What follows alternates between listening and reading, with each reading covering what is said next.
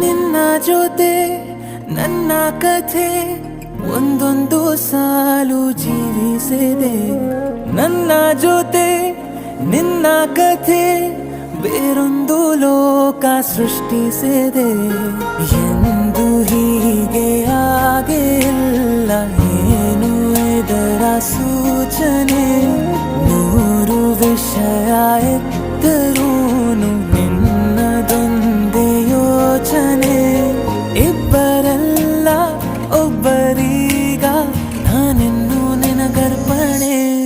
ನೀನಾದೇನಾ ನೀನಾದೇನಾ ನಿನ್ನೊಂದಿಗೆ ಈ ಜೀವನ.